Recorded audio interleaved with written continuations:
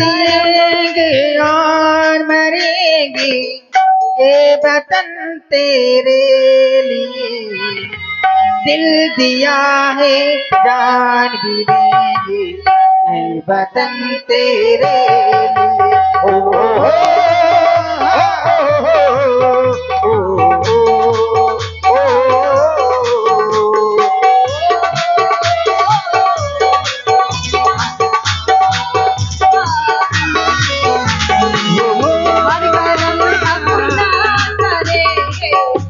करम अपना करेंगे ऐ वतन तेरे, दिल दिया है जान भी देंगे ये वतन तेरे लिए।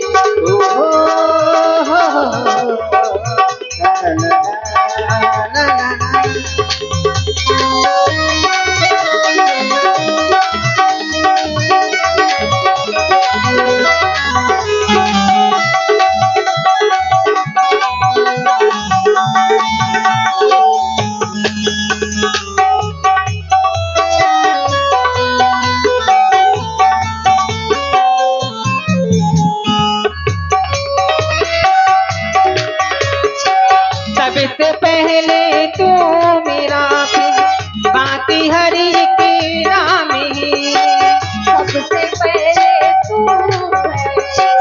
उसके बाद हरि का,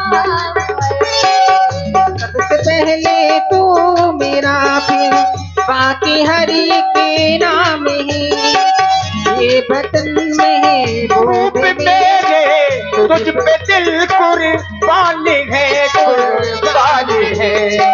हम जिएंगे और मरेंगे हर करम अपना करेंगे ये वतन तेरे लिए, दिल दिया है जान भी देंगे ये वतन तेरे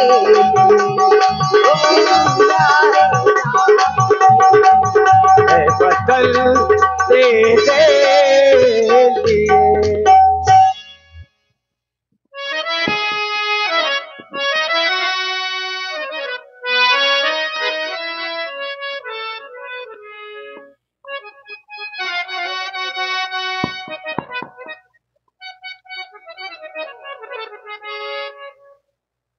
मेरे राज दरबार में थोड़ा धीमा करो, साधारण नहीं सुंदर कलाओं से ओतप्रोत, इतना ही नहीं राज समाज की गरिमा को रखते हुए शीलता, शिष्टता एवं सहिष्णुता का जो तुमने सुखद प्रदर्शन किया है वह प्रशंसनीय ही नहीं अपितु वंदनीय है। देखिए हमारे शास्त्र कहते हैं व्यास जी कि व्यक्ति को अपने शरीर से अधिक कुछ भी प्रिय नहीं है।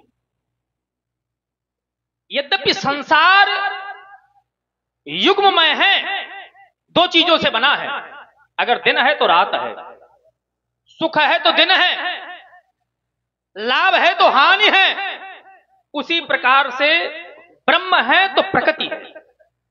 ब्रह्म अहम ब्रह्मासि प्रज्ञानम ब्रह्म तत्वमसि ब्रह्म, ये कौन है? जीव, परमात्मा का अंश, ईश्वर अंश, जीव अविनाशी। और प्रकृति क्या है? छत जल पावक गगन समीरा पंच रचित यह अधम शरीरा।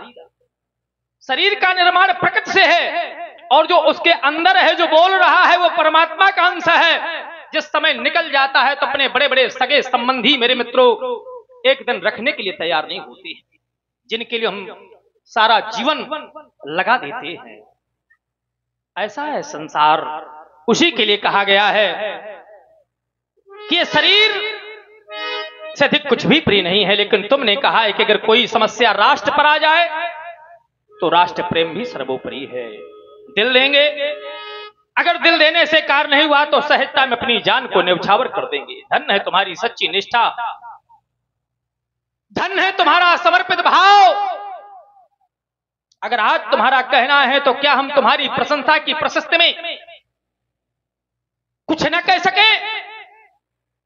अरे कहना पड़ेगा, और हमारा कहना है व्यास जी इनके लिए संभालें कि जो भरा नहीं है भावों से, पहले तो भावना बनाओ। अगर आज भावना न हुई होती तो वैसे समय पर लीला न हुई होती। ये सब भावना का खेल है। भावना में भावना तो भावना बेकार है, अब भावना में भाव है तो भाव से बेड़ा। जो भरा नहीं है भावों से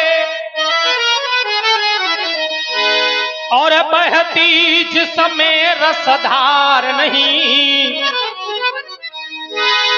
वो हृदय नहीं है पत्थर है जिसमें स्वदेश का प्यार नहीं।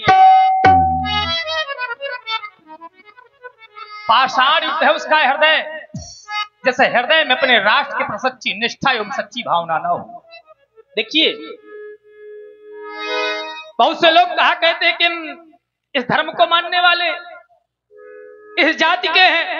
ईमानदारी की बात यह है व्यास जी कि अगर हम जाति और धर्म को लिए हुए बैठे रहे तो हमारा राष्ट्र परतंत्र हो जाएगा और हमारे हाथों पर हथकड़ियां पड़ी होंगी और पैरों पर बेड़ियां पड़ी होंगी और हम पड़े होंगे किसी कारागार में। हम किसी भी जाति के हों, किसी भी धर्म के हों, लेकिन सबसे पहले वसुधैव कुटुंबकम, संपूर्ण वसुधा हमारा परिवार है। ये अगर हम नहीं मानेंगे तो हमारा राष्ट्र एक दिन वो आएगा कि फिर परतंत्र हो जाएगा। अरे अन्न यहां का खाते हो, अन्न यहां का खाते हो, पीते हो यहां का पानी, तो फिर एक बार सब मिलकर बोलो हम हैं हिंदुस्तान। कहानी और इसी सुंदर राष्ट्र के प्रति बड़ा ही समर्पित भाव से उद्बोधन महाराज श्री जनक जी के द्वारा आप लोग सुन रहे हैं, प्रभावित हुए। ये जो sound service Shyam sound service इमिलिया से भाई हमारे मोनू भाई जी के द्वारा 51 पत्र पुष्प मुद्राएं प्रदान किए गए। भाई बहुत बहुत साधुवाद। तभी तो हम कहा करते हैं कि चाहे अरे हिंदू हो या मुस्लिम और हो सिख ईसाई,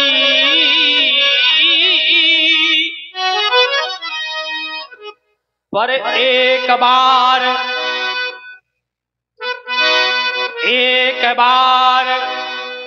ये बार बार कई बार एक बार सब मिलकर बोलो कि हम हैं हिंदुस्तानी। हमें एक हो जाना चाहिए। रही बात तुम्हारी बड़ाई की, विचार करना। बहुत अच्छी बात देने जा रहे हैं, बहुत ध्यान देकर के सुनना।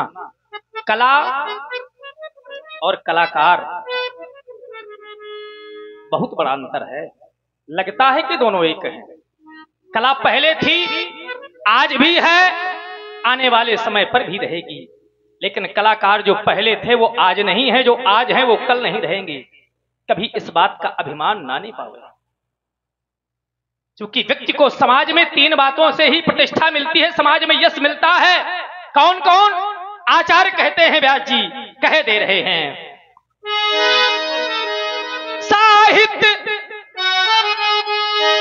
संगीत,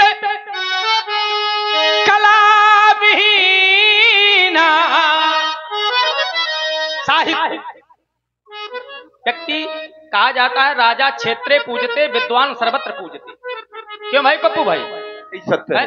भाई यहाँ का कोई अगर प्रधान होगा तो गांव भर में पूजा होगी, और यहाँ का कोई विद्वान होगा तो कहो देश विदेश में पूजा जाए। साहित्य पढ़ा लिखा नहीं है तो संगीत। कहे व्यास जी गारवली से लेकर कहां तक जाते हो? ये संगीत का प्रभाव है, आपका प्रभाव नहीं है। कला, कला के द्वारा भी व्यक्ति जाना जाता है। साहित्य संगीत कला विहीना तो साक्षात पशु पुक्ष विषाणहीना। तृणं न खादन्नपि जीवमानः ततभागधेनं परम पशूनाम्। हम तो कहते हैं कि ऊंचाई पाना बहुत साधारण बात है, बहुत ध्यान देकर के सुनना, लेकिन ऊंचाई पा करके उस पर स्तब्ध हो जाना, अडिग हो जाना, यह बहुत बड़ी बात है। क्योंकि लोग ऊंचाई पा करके गिर जाते हैं। बड़े बड़े ऋषि मुनि गिर गए हैं, जो श्रीमन नारायण नारायण सदैव कहा करते थे, कहते हे प्रभु मिलाई कमन विधि बाला। अरे परमात्मा के भक्त को बाला की ढूंढने की क्या आवश्यकता है, लेकिन जब व्यक्ति ऊंचाई पाता है तो गिर जाता है, अगर अभिमान हो जाता है। और देखिए बड़ी ही सुंदर प्रस्तुत आप लोग महाराज श्री जनक जी के द्वारा सुन रहे हैं और सभी समाज गदगद हो रही है उनकी प्रस्तुत को सुन करके।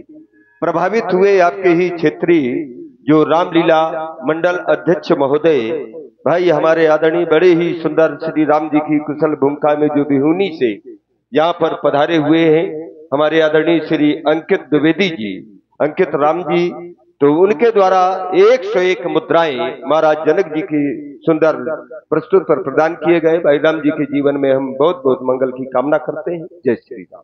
उनको तो भगवान ने बचा लिया, क्योंकि जो भगवान का भक्त होता है ब्रजेंद्र, उसको भगवान बचा लेते हैं। कहते हैं जेहि विधि होय नाथ हित मोरा, करहु सुबेग दास मैं तोरा। लेकिन उनका हित बाला में नहीं था, उनका हित काहे में था? बोले हमारा तो हित उसी प्रकार से करते हैं जही विध हुई है परम हित। भगवान कभी अपने भक्त का हित नहीं करते हैं, परम हित करते हैं। जही विध हुई है परम हित, नारद सुनहु तुम्हार। जिस प्रकार से तुम्हारा परम हित होगा वो मैं करूंगा, मैं हित नहीं करूंगा। तो मैं तो चाहता हूं कि अगर ऊंचाई पाया है तो हमारी भी मंगल कामनाएं हैं।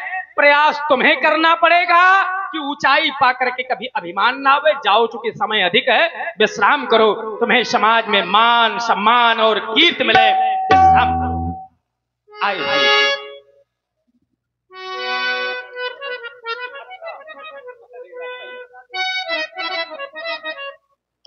तो विचार करें, बहुत अच्छी समाज है, अच्छे लोग हैं, गुणज्ञ हैं, विज्ञ हैं, धर्मज्ञ हैं, धर्मानुरागी हैं और लीला के प्रति प्रेम रखने वाले प्रेमी हैं।